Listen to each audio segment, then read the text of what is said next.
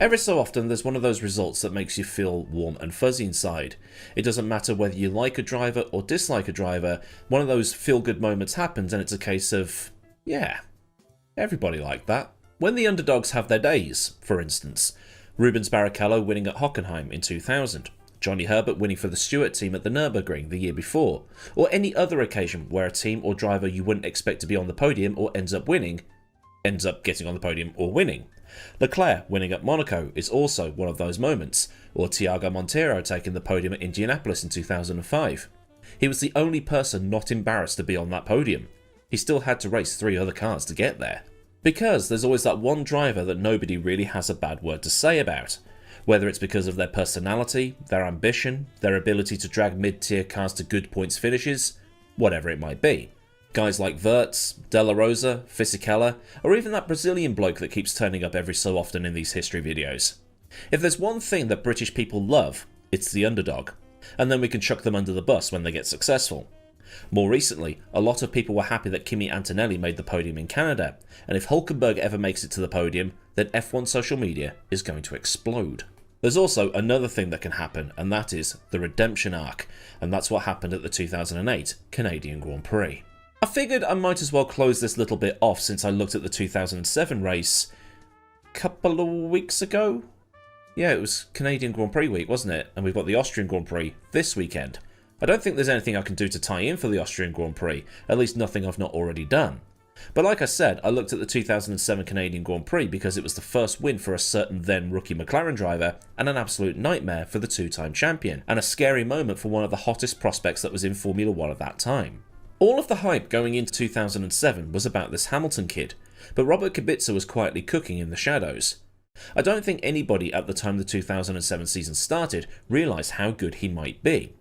He'd come into Formula 1 in 2006, replacing Jacques Villeneuve at BMW, who had been sacked just after the German Grand Prix. Kubica stepped into the car for the Hungarian Grand Prix and would have scored points if not for his car being underweight, and this gave Michael Schumacher a free bonus point after he retired with collision damage. There were whispers about this being highly convenient at the time, but if a car is underweight, the car is underweight. At the Italian Grand Prix at Monza, that is a time where you can go, whoa, hang on a minute. But let's not dwell on who might be biased in favour of who. Kubica then scored a podium at that same Italian Grand Prix where the Ferrari international assistance thing allegedly happened, in only his 3rd race for BMW.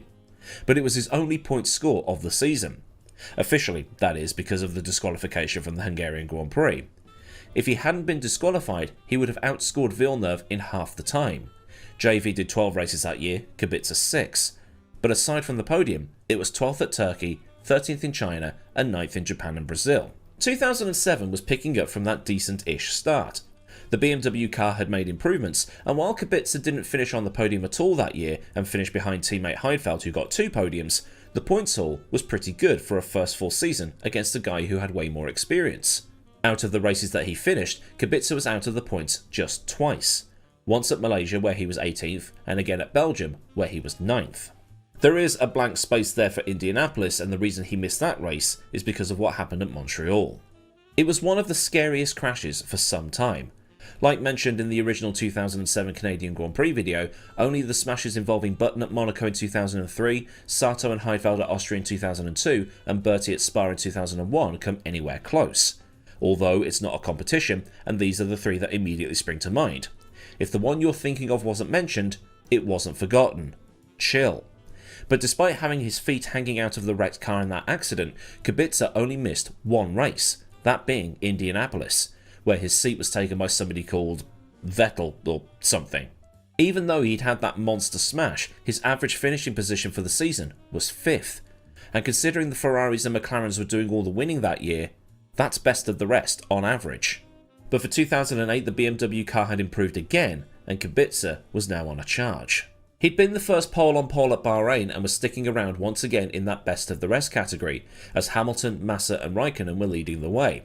At Malaysia, Bahrain and Monaco he'd been on the podium, and the championship was looking pretty close in this early part of the season. And although the fight was going to be between Hamilton and the Ferraris for the year, at least that's what the media was saying, Kubica was right there behind them, ready to pick up the scraps should they start dropping points. And that's exactly what he was doing, because he'd outscored Hamilton and Massa at Malaysia, and he scored while Hamilton didn't at Bahrain, and then picked up some points over Massa at Monaco when both Ferrari and Massa had a howler with strategies and Massa going too deep into Saint-Denis. That was the mistake that gifted Kubica second place in that Grand Prix. So coming out of the Monaco Grand Prix and heading towards Canada, the point standings had Hamilton on top with 38 points, climbing up to the top of the standings with his first win at Monaco. He was then followed by Raikkonen on 35 and Massa on 34.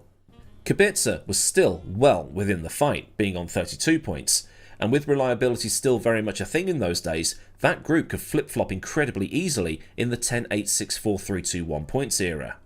The BMWs had been second, third, got pole position, and also got a fastest lap. There was one thing left to tick off: win a race. The circuit Gilles Villeneuve was pretty much the same as it was the previous year. The only real change being that the wall that Kubica had smashed into in 2007 was changed to allow a shallower angle of impact, and they also put up some catch fencing, so if a similar accident happened again, debris wouldn't be sprayed over the road on the exit of the hairpin, or over any cars that happened to be driving on that bit of tarmac at that time. If a wheel flew over and by sheer chance struck a driver in the head, it doesn't bear thinking about. Actually, that's not the only thing that was done, because the track was resurfaced in parts, and those resurfaced bits caused issues in practice and qualifying. Instead of doing the whole circuit or entire corners, the resurfaced parts of the circuit were done in small patches, mostly on the racing line, and the track had started to break up in the hairpin of turn 10, although the hairpin at turn 2 had also been patched up in a similar manner.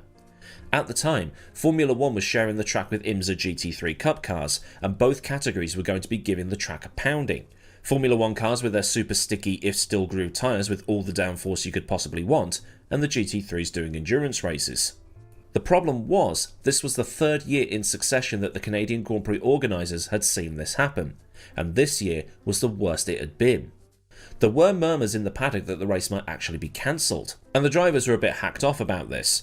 Mark Webber at Red Bull was suggesting that they might have to do the race on motocross bikes because the only way of safely navigating the hairpin was to go on the grass on the inside. Raikkonen meanwhile said that the track had been quite good in the morning practice session, but as the track broke up through qualifying, it was looking like a bit of a joke. There was a lot of dirt on the circuit as well, especially at the hairpin before the back straight, which had been covered in sand, which meant drivers were missing braking points or overshooting apexes because of the lack of grip. Hamilton was a bit more confident. He said that he'd worked out how to drive around it, but he would rather there not be a problem in the first place. And the problems were almost instantaneous, because in the first qualifying session the track had already started to break up, and in the second session times were about a second slower because the drivers were taking much more care in those affected sections, and marshals had to go out at the end of the first session and brush all the clumps of tarmac that had been broken up off the circuit. Trulli suffered most in that second qualifying session, spinning twice and not making it through to the top 10 shootout. Hamilton took pole much like he had done in 2007, but it wasn't going to be easy for him, even though the times would suggest otherwise. Kubica had initially gone fastest in the top 10 shootout, but Hamilton found some extra time and took pole by nearly 4/10, and was also the only person to be in the 17s in that final session. But he was nearly a second slower than the first session because of the track breaking up. Raikkonen was third, with the rest of the top 10 being made up of Alonso, Rosberg, Massa, Kovalainen, Heidfeld, Barrichello and Webber. Webber set no time in the top 10 shootout because he crashed in the second qualifying session after losing control on the broken track surface, and they couldn't fix the car in time. Vettel also didn't set a time because he trashed his car in Saturday morning practice. But on the morning of the Grand Prix, the drivers are absolutely raging over the state of the track. This is a picture of how the surface looked at the end of the Grand Prix. After qualifying, the track was showing severe signs of wear in turns 2, 7 and 10, with track officials working through the night to patch everything up, and chemicals were dumped on the tarmac in turn 2 to try and sort out the issues. The Toyota drivers of Glock and Trulli feared that there would be significant issues with the track, while Raikkonen said the gap to Hamilton's McLaren was mostly because of the track surface rather than Ferrari being genuinely off the pace. But the race went ahead as planned, even with the concerns surrounding the condition of the road. Nobody was taken out at turn 1, which was quite rare for Canada in those days, and Hamilton maintained his lead from Kubica and Raikkonen, while Rosberg backwards were jostling for position. Hamilton built up a lead to the BMW behind him, much like he'd done the previous year, but the safety car was called out because Sutil's Force India had broken down and caught fire in a dangerous spot. And this is where the race was turned on its head. So for this section, we need to learn about the safety car rules. When the safety car was called out, the pits were closed in those days, meaning that if you were low on fuel, you had to pit, even if the pits were closed, and for that, you get a stop-go penalty. This is what happened to Alonso and Rosberg in 2007. When the field was bunched up behind the safety car, then the pits would open, and this is what they do in Indy. Formula 1 was doing it at the time to stop people racing to the pits for a cheap stop under yellow flags. But now with things like safety car deltas, they don't need to have that rule anymore, and funnily enough, the rules were changed for 2009. It was also done to bunch up the field early, so they could slow them down more if need be. Then the marshals can do their work quicker and safer, and then the cars would be allowed to pit. But there would often be a time when the pit lane exit was also closed. This was done to hold drivers who had pitted under the safety car, and then they'd have to wait for the safety car train to pass before being released. Past the red light, you get disqualified, as Massa found out the previous year, and this is where things went wrong. Hamilton, Kubica, Raikkonen and Rosberg came in and took on fuel as they were all within their pit stop windows. Raikkonen left first with Kubica, both of them jumping Lewis, and made their way to the pit lane exit, parking side by side as they waited at the red light. Behind them were Hamilton and Rosberg. Lewis, like an idiot, wasn't paying attention. He was probably uploading something to social media along the lines of "so happy to be racing in Montreal, #blessed," and completely drove into the back of Raikkonen. Rosberg, meanwhile, then hit Hamilton. Don't use your phone while driving. Jokes aside, Hamilton had been quite the idiot. He wasn't paying attention, and it led to his only retirement of the 2008 season. Kubica, meanwhile, must have been laughing himself into a coma because Kimi and Lewis, his two main rivals for the race, were now out of the race. And Kimi was seen sarcastically pointing to the traffic lights at the end of the pit lane while Lewis apologised for hitting him. Both Rosberg and Massa, the latter of which following Kimi in, had to pit again on the next lap. Rosberg for a new nose because he'd clanged into the back of Hamilton, and Massa because of a fuel rig issue. But despite the track falling apart quicker than a lineup of Megadeth, there weren't that many other accidents. The field being bunched together and a large chunk of the field not pitting due to different strategies meant that Kubica made his way back up through the field when others pitted. When the safety car pitted and everything cycled round, Heidfeld had inherited the lead, and then Kubica overtook Nick on track when Nick came out after his only stop. The two Renaults meanwhile suffered a couple of spins, Piquet's spin being because of brake problems, and Alonso dropped it on the knackered track at turn 7. Nakajima in the Williams hit Jenson Button, but other than that, the collision in the pit lane was the only major incident. Thanks to overtaking Heidfeld on track, Kubica then cycled through to the lead once everybody ahead of him had made his stop, Kubica being in 7th when he overtook Heidfeld. Alonso had been harassing Heidfeld for 2nd until his spin, and that released the two BMWs to run 1 and 2, with Kubica pulling a decent gap to his teammate. Further back, Massa was showing what the Ferrari was actually capable of, working his way back in towards the top 5 after he made 3 stops over the course of the race, due to various issues. Kubica had done 2 stops over the course of the race, Heidfeld 1, and Coulthard in the Red Bull that was running in 3rd had also only made 1 stop. And that's how the top 3 finished, because after 70 laps, redemption. Almost 12 months to the day after that monumental shunt, Kubica crossed the line to take the only victory for BMW as a factory team, and his only victory in Formula 1, with Heidfeld in 2nd. It really was the feel-good moment of the season. The final race in Brazil could have beaten it if the rain had come just 1 minute later, but nobody watching back then, and none of the anoraks on the Autosport forums, would have been upset by this. BMW were 1 and 2. And because of Raikkonen and Hamilton not scoring and Massa finishing 5th, Kubica took the lead of the standings. So that point swing I was talking about happened after all then. Glock took a decent 4th for Toyota while Massa was 5th. Trulli was 6th and Barrichello dropped like a stone down to 7th after leading at one point, and Vettel's Toro Rosso rounded out the top 8. The top 10 was then completed by Kovalainen and Rosberg, who might have had the podium instead of Coulthard if not for that pit lane fiasco. And speaking of, Hamilton copped a 10-place grid penalty for the following French Grand Prix, as did Rosberg, for their parts in that pit lane melee. A penalty that both Williams and McLaren said was far too harsh, citing a precedent set when Raikkonen crashed into the back of Sutil at Monaco nearly a month prior, with no repercussions. Although Raikkonen hadn't hit Sutil under a red flag, so that might be why. Martin Whitmarsh later said it is what it is, and it was going to be a major setback for Lewis, considering that Manicourt was very much a Ferrari track, with Ferrari winning something like 7 of the last 10 races there.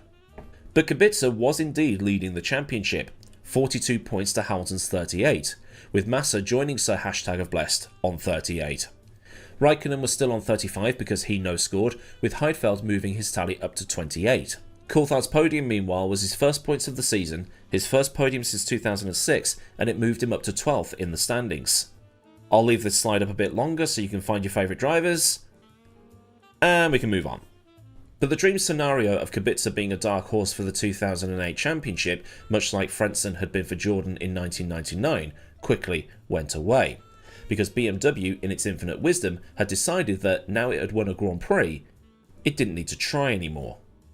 As I talked about in the BMW Sauber video, now they had the win they'd been chasing for so long, BMW decided to dunk all their resources into the 2009 car.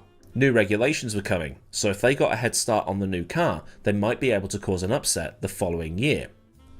But they didn't. The KUBICA'S system they fitted was filled with bugs, going as far as to give one mechanic a nasty electric shock, and the car was just, well, crap in general. Because of the economic downturn, BMW pulled the plug at the end of the 2009 season. But it's not just Formula 1 where Kubica had his redemption arc, because the same weekend as this year's Canadian Grand Prix, the Ferrari 499p hypercar that Kubica shared with Yifei and Phil Hansen won the 24 Hours of Le Mans. Considering that Robert almost lost his arm, if not his life, in an absolutely horrendous rally crash in 2011, winning in a Ferrari, the car he was apparently supposed to have in Formula 1 in 2012, is one of those full circle moments. So when people talk about the feel-good moments in Formula 1, this is definitely in the top 5, if you were to rank them, that is. It's just a shame that after this race, BMW decided that they'd completed Formula 1 and then made a complete hash of the next year's regulations instead of putting more resources into the 2008 car, and maybe Kubica could have really challenged for the title. So then, a look at the 2008 Canadian Grand Prix, where Robert Kubica bounced back after his mega 2007 shunt to win at the same track said shunt happened. If this has been a good look through the motorsport history books, then do by all means give a like on this video so I know I've done a good job, and for more stuff like this, get subscribed and also get the bell on so you never miss out on anything else I do around here. Massive thanks as ever go out to the mad lads over at Patreon for the continued support, and if you want to join the kind people on your screen, you can do so by hitting the link in the description, where there'll also be links to Discord, socials, affiliates and everything else you might want to know. There's also super thanks if you just want to buy me a coffee, and memberships so you can Patreon without the Patreon. So until next time, I've been Millward, have a great day wherever you are, and goodbye.